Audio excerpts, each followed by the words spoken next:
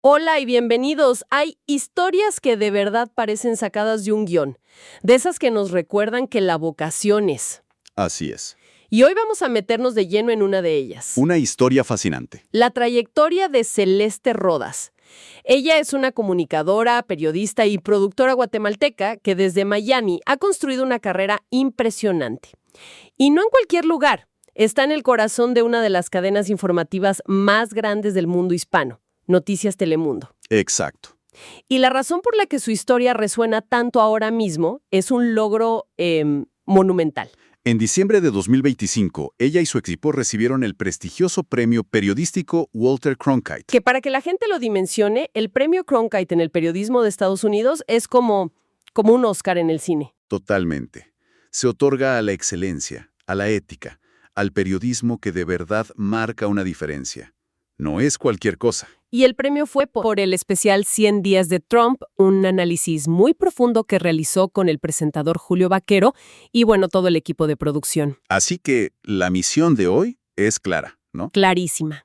Vamos a explorar ese camino que la llevó hasta ahí, un viaje que empieza en Guatemala con un sueño muy particular y que nos enseña sobre perseverancia y sobre el poder de contar historias con el corazón. Y para esta inmersión profunda nos basamos por completo en un artículo muy completo de la sección Éxitos de la revista de soymigrante.com. O sea, no estamos especulando. Para nada, estamos desglosando la historia tal como la contaron, para entender qué se necesita no solo para llegar, sino para brillar en un mundo tan competitivo. Perfecto. Pues para entender a la Celeste de hoy, tenemos que viajar a la Guatemala de su infancia. Hay una anécdota que para mí lo define todo. A los 6 años, en Navidad, mientras todos los niños piden, bicicletas, muñecas, Lo típico. ella pidió algo totalmente distinto. Una máquina de escribir. Es que ese detalle es una revelación. No es una simple anécdota, es una declaración de intenciones de una niña de 6 años. El artículo recupera sus palabras y son contundentes. Ella dice, desde entonces ya yo estaba con el objetivo de querer escribir.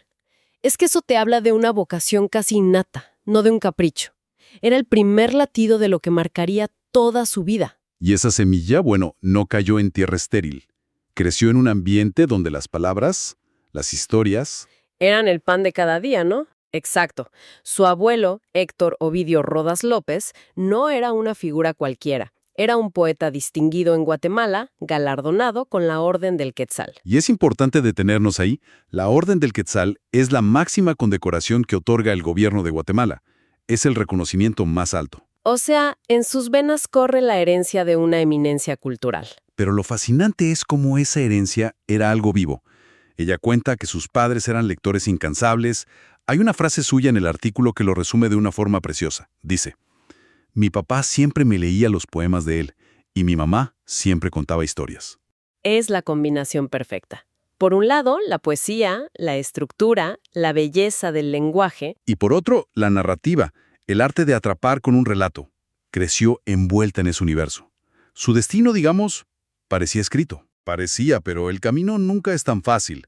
Con esa pasión, entra a estudiar Ciencias de la Comunicación en la Universidad Rafael Landívar. Pero el contexto de Guatemala en ese momento era complejo. Muy complejo. Eran los años finales del conflicto armado interno, una realidad que lo teñía todo. Y aquí es donde se topa con el primer gran muro.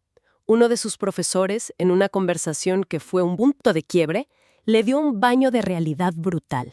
Ella soñaba con el periodismo cultural, de espectáculos, y él sin rodeos le dijo que en la Guatemala de esa época eso era una fantasía. La frase que cita el artículo es de una dureza increíble. El catedrático le espetó. ¿Quién va a leer de Julio Iglesias cuando la gente se está muriendo de hambre? Imagínate escuchar eso.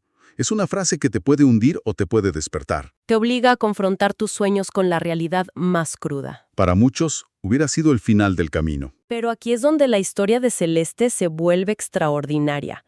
En lugar de renunciar, esa advertencia se convirtió en el combustible que necesitaba. Claro. Si su sueño no cabía en esa realidad, entonces tenía que buscar una nueva. Esa conversación fue el catalizador para migrar a Estados Unidos. Y al llegar a Miami, esa determinación se puso a prueba. Pero de inmediato, la realidad de empezar de cero. Ajá. El artículo relata un hecho que es casi una leyenda de perseverancia. Solicitó trabajo 13 veces en la revista Vanidades. Espera, 13 veces. Detengámonos ahí. Es fácil escucharlo como un número, y ya. Sí, pero no lo es. Pensemos en lo que significa. La primera vez vas con toda la ilusión. La tercera ya dudas. A la quinta, la mayoría tira la toalla. 13 veces. Eso no es solo tenacidad, es una estrategia. No interpreta el rechazo como algo personal, sino como un obstáculo a superar. Exacto. Y nos pinta lo difícil que era para una recién llegada, sin contactos, entrar en un medio así en los años 90. Es aquí donde cobra sentido un lema que aprendió de sus padres. Una joya. Ella lo dice así: mis papás me enseñaron que un no es gasolina. ¡Qué maravilla! Cada puerta cerrada era un empujón para ir a la siguiente con más fuerza. Y mientras esperaba, claro, tenía que ganarse la vida. Y aquí el artículo nos regala un detalle muy humano, casi irónico. Consiguió un trabajo temporal en contabilidad, en una línea de cruceros. La futura escritora, rodeada de facturas, es la justicia poética del universo. Totalmente.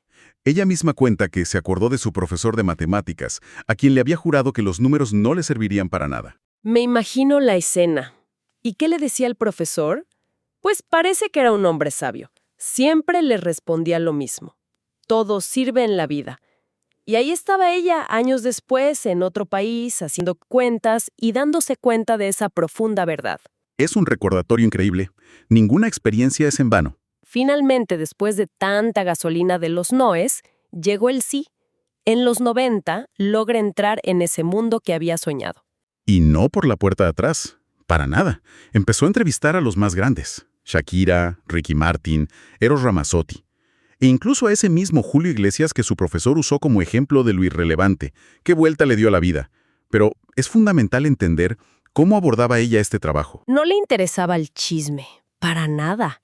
El artículo lo deja muy claro con una definición que ella misma da. Dice: yo no escribía chismes, hacía entrevistas profundas. Mi interés era ser puente entre el espectador y el artista. Buscaba la historia detrás de la fama. Exacto.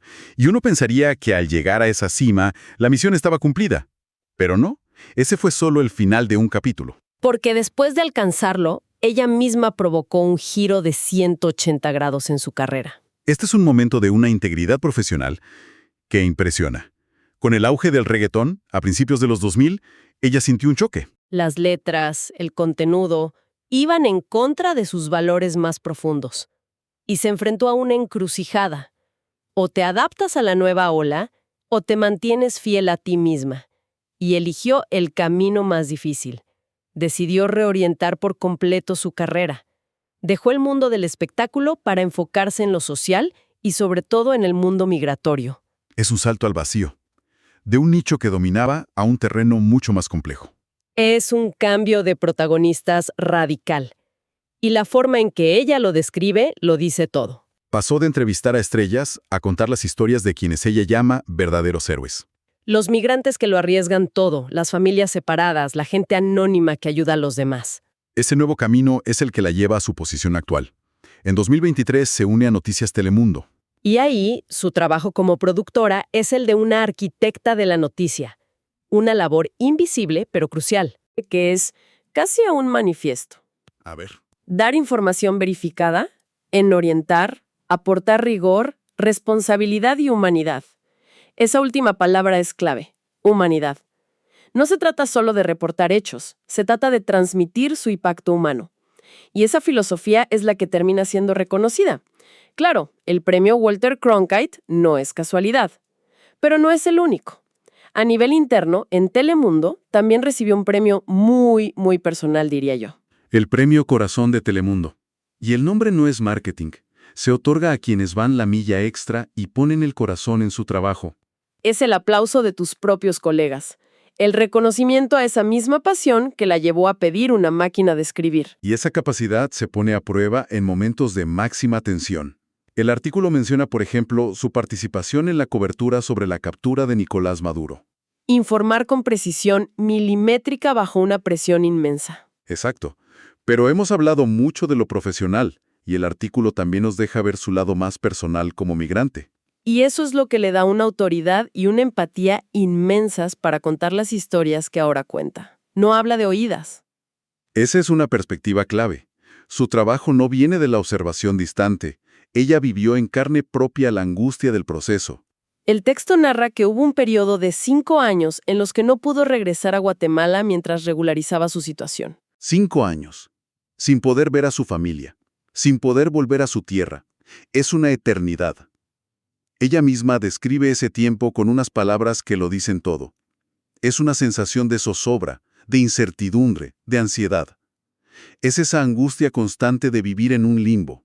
Y hay un detalle en el artículo sobre su primer viaje de regreso a Guatemala que es muy conmovedor. Pudo ir solo por una semana. Al tomar el avión de vuelta a Estados Unidos, se puso a llorar desconsoladamente. Sentía que no había sido suficiente. Y en medio de esas lágrimas, verbalizó un deseo que resume el sentir de millones. Quería llevarme a Guatemala conmigo. Es que es una verdad tan profunda. No te la puedes llevar en la maleta, pero la cargas para siempre en el corazón. Y toda esa vivencia le permite definir al migrante guatemalteco con tanto respeto. Su definición no es teórica. Ahí está la clave de todo. Su periodismo nace de la empatía, y la empatía más profunda solo viene de la experiencia compartida. Entonces, si vemos el cuadro completo, es un recorrido asombroso. La niña que a los 6 años quería escribir es hoy la mujer que dignifica las historias de los héroes anónimos. Es la prueba viviente de que el periodismo, cuando se ejerce con pasión, con rigor y con conciencia, tiene un impacto enorme. Y lo más inspirador es que no se detiene. El artículo cierra con una mirada al futuro, a su próximo gran proyecto. Un sueño que demuestra que su motor sigue encendido. Así es. Y esto me parece una idea final maravillosa para reflexionar. Su sueño ahora es crear un podcast. Ah, mira, uno dedicado a lo que ella llama la segunda juventud.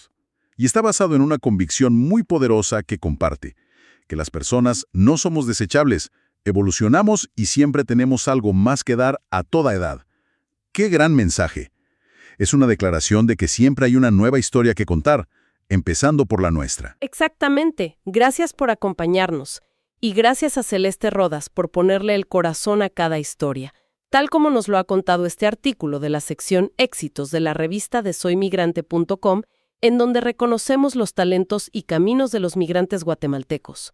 Pero nuestra misión va más allá de contar historias, porque a través de Mercado, nuestro espacio de productos hechos a mano, empoderamos artesanos en Guatemala, con productos que preservan la tradición, abren oportunidades económicas y contribuyen a reducir la migración forzada. Se puede apoyar esta visión eligiendo lo hecho a mano en el mercado de soymigrante.com. Gracias por la atención y hasta la próxima gran historia.